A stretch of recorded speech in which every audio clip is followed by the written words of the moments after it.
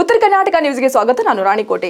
ಸಿಂಧನೂರು ನಗರದ ಸಾರ್ವಜನಿಕ ಆಸ್ಪತ್ರೆಯಲ್ಲಿ ಬಾಣಂತಿ ಮತ್ತು ಮಕ್ಕಳ ಸಾವಿನ ಕುರಿತು ಬಿಜೆಪಿ ಸಂಶೋಧನಾ ತಂಡ ಭೇಟಿ ನೀಡಿ ಪರಿಶೀಲಿಸಿ ವೈದ್ಯರಿಂದ ಮಾಹಿತಿ ಪಡೆದ ನಂತರ ಮಾಧ್ಯಮದವರೊಂದಿಗೆ ಮಾತನಾಡಿದ ಅವರು, ಬೀದರ್ ದಕ್ಷಿಣ ಕ್ಷೇತ್ರದ ಶಾಸಕ ಶೈಲೇಂದ್ರ ಬೆಲ್ದಾಳೆ ಅವರು ತಾಲೂಕಿನ ಸಾರ್ವಜನಿಕ ಆಸ್ಪತ್ರೆಯಲ್ಲಿ ಬಾಣಂತಿಯರ ಸಾವು ಸೇರಿದಂತೆ ಜಿಲ್ಲೆಯಲ್ಲಿ ಒಟ್ಟು 12 ಸಾವುಗಳು ಸಂಭವಿಸಿವೆ. ಈ ಸಾವು ಕೋಲ್ಕತ್ತಾ ಕಂಪನಿಯಿಂದ ಪೂರೈಕೆ ಮಾಡಿದ ಕಳಪೆ IV ದ್ರಾವಣವೇ ಇದಕ್ಕೆ ಕಾರಣ ಎಂದು ತಿಳಿದು ಬಂದಿದೆ. ಈ ಸಾವುಗಳ ಬಗ್ಗೆ ಆರೋಗ್ಯ ಮತ್ತು ಕುಟುಂಬ ಕಲ್ಯಾಣ ಸಚಿವ ದಿನೇಶ್ ಗುಂಡೂರಾವ್ ಹಾಗೂ ಉನ್ನತ ವೈದ್ಯಕೀಯ ಶಿಕ್ಷಣ ಸಚಿವ ಹಾಗೂ ರಾಯಚೂರು ಜಿಲ್ಲಾ ಉಸ್ತುವಾರಿ ಸಚಿವರು ಡಾ ಶರಣಪ್ರಕಾಶ್ ಪಾಟೀಲ್ ಅವರು ತುಟಿ ಬಿಚ್ಚಲಿಲ್ಲ. ಸಾವಿನ ಹೊಣೆ ಹೊತ್ತು ಕೂಡಲೇ ಅವರು ರಾಜೀನಾಮೆ ನೀಡಬೇಕೆಂದು ಆಗ್ರಹಿಸಿದರು. ಬಳ್ಳಾರಿಯಾದಂಥ 6 ಬಾಣಂತಿಯರ ಸಾವಿನ ಪ್ರಕರಣ ರಾಯಚೂರು ಮತ್ತು ಸಿಂಧೂರು, ಕೊಪ್ಪಳ, ಬೀದರ್, ಗುಲ್ಬರ್ಗ, ಬೆಲ್ಗಾಂ ಇವೆಲ್ಲ ಪ್ರಕರಣಗಳನ್ನು ಅರಿತುಕೊಂಡು ನಮ್ಮ ರಾಜ್ಯಾಧ್ಯಕ್ಷರಾದ B.O. ವಿಜೇಂದ್ರ ಅವರು ಒಂದು ಸತ್ಯ ಶೋಧನಾ ಸಮಿತಿ ಬಾಣಂತಿಯರ ಸಾವಿನ ಬಗ್ಗೆ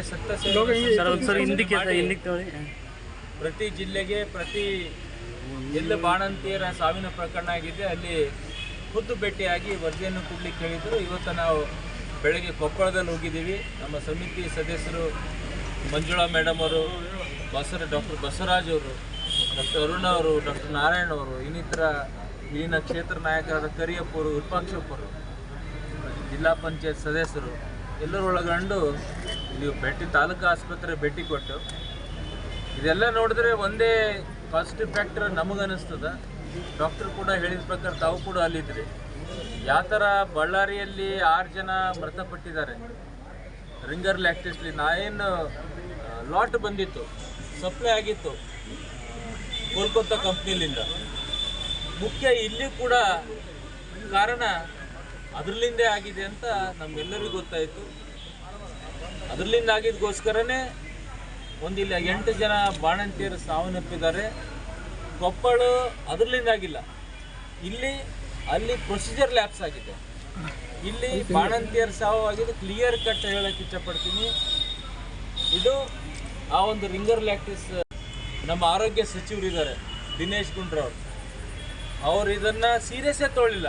ವಿಧಾನಸಭೆಯಲ್ಲಿ ಕೂಡ ಸೀರಿಯಸ್ ತೊಗೊಂಡಿಲ್ಲ, ಇನ್ನೂ ಕೂಡ ಸೀರಿಯಸ್ ತೊಗೊಳ್ತಾ ಇಲ್ಲ. ರಾಜ್ಯದಲ್ಲಿ ಮರಣ ಮೃದಂಗ ಆಗ್ತದೆ, ಪ್ರತಿ ಜಿಲ್ಲೆಯಲ್ಲಿ ಬಾಣಂತಿಯರ ಸಾವಿನ ಪ್ರಕರಣ ಆಗ್ತಾ ಇದೆ. ಅಂದರೂ ಕೂಡ ಅದ್ರ ಬಗ್ಗೆ ಸೀರಿಯಸ್ ತೊಗೊಳ್ತಾ ಇಲ್ಲ. ಮಾನ್ಯ ಮುಖ್ಯಮಂತ್ರಿ ಕೂಡ ಸೀರಿಯಸ್ ತೊಗೊಳ್ತಾ ಇಲ್ಲ. ರಿಪೋರ್ಟ್ ಬಂದಿದೆ ಅಂತ ಸರ್, ಏನು ಬಂದಿದೆ? ರಿಪೋರ್ಟ್ ಇನ್ನೂ ಸಬ್ಮಿಟ್ ಮಾಡಿಲ್ಲ. ಅದೇ ಕೇಳಿದೆ, FSL ರಿಪೋರ್ಟು ಕಳಿಸಿದ್ದಾರೆ. ಅದು ಇನ್ನು ಸರ್ಕಾರ ಹತ್ರನೇ ಇದೆ, ಅವ್ರು ಡಿಸ್ಕ್ಲೋಸ್ ಮಾಡಿಲ್ಲ. ಡಿಸ್ಕ್ಲೋಸ್ ಮಾಡಿದ್ರೆ ಎಲ್ಲಿ ಹೆಲ್ತ್ ಮಿನಿಸ್ಟರ್ ರಿಸೈನ್ ಕೊಡಬೇಕಾಗ್ತದೋ, ನಮ್ಮ ಲೋಪದೋಷದಿಂದ ಆಗಿದೆ ಅಂತ ಗೊತ್ತಾಗ್ತದೆ. ಅದ್ರಗೋಸ್ಕರ ಅವರು ಬಹಿರಂಗ ಪಡಿಸ್ತಾ ಇಲ್ಲ. ಇದರಲ್ಲಿ ಟೋಟಲಿ ಹೆಲ್ತ್ ಮಿನಿಸ್ಟರ್ ಕೈವಾಡಿದೆ. ಅವ್ರು ಭಾಳಷ್ಟು ಚಾರ್ಜಸ್ ಇದೆ, ಅವ್ರು ಭಾಳಷ್ಟು ಕರಪ್ಷನ್ ಮಾಡಿದ್ದಾರೆ. ಅವ್ರು ಭಾಳಷ್ಟು ಕಳಪೆ ಮಟ್ಟ ಕಂಪನಿಗೆ ಕೊಟ್ಟಿದ್ದಕ್ಕೋಸ್ಕರನೇ ಅಂತ ಕಳಪೆ ಮಟ್ಟ ಸಪ್ಲೈ ರಿಂಗರ್ ಲ್ಯಾಕ್ಟಿಸ್ ಮಾಡಿದ್ದಕ್ಕೆ ಇದೊಂದು ಬಾಣಂತಿಯರ ಸಾವು ಆಗ್ತಾ ಇದೆ ಅಂತ ನೇರವಾಗಿ ಹೇಳಕ್ಕೆ ಇಷ್ಟಪಡ್ತೀನಿ. ಅವರು ತಕ್ಷಣ ಬಿಜೆಪಿ ಮಹಿಳಾ ಮೋರ್ಚಾ ರಾಜ್ಯ ಘಟಕದ ಅಧ್ಯಕ್ಷೆ ಮಂಜುಳಾ ಮಾತನಾಡಿ, ಈ ಎಲ್ಲ ಸಾವುಗಳ ವರದಿಯನ್ನು ವಿಕ್ಟೋರಿಯಾ ಆಸ್ಪತ್ರೆ ಕಳಿಸಲಾಗಿದ್ದು ರಾಜ್ಯ ಸರ್ಕಾರದ ಕಳಪೆ ಮಟ್ಟದ ಔಷಧ ಪೂರೈಕೆ ಬಣ್ಣ ಬಯಲಾಗುತ್ತಿದೆ ಎನ್ನುವ ಕಾರಣಕ್ಕೆ ವರದಿಯನ್ನು ಅವರು ಕಲ್ಯಾಣ ಕರ್ನಾಟಕ ಅಪೌಷ್ಟಿಕತೆ ಕುರಿತು ಜಸ್ಟಿಸ್ ಡಾ ಶಿವರಾಜ್ ಪಾಟೀಲ್ ನೀಡಿರುವ ವರದಿಯನ್ನು ಜಾರಿಗೆ ತರಲು ಸರ್ಕಾರ ಮೀನಾಮೇಷ ಮಾಡುತ್ತಿದೆ ಎಂದರು. ಸಂತ್ರಸ್ತರ ಮನೆಗೆ ಭೇಟಿ ಕೊಟ್ಟು ಅವರ ಮನೆಯ ಒಟ್ಟು ಪರಿಸ್ಥಿತಿಯನ್ನು ತಿಳ್ಕೊಂಡು ಬಂದು ನಮಗೆ ಹೇಳಿದೆ. ಇವತ್ತು ನಾವಿಲ್ಲಿ ಬಂದಿದ್ದೀವಿ.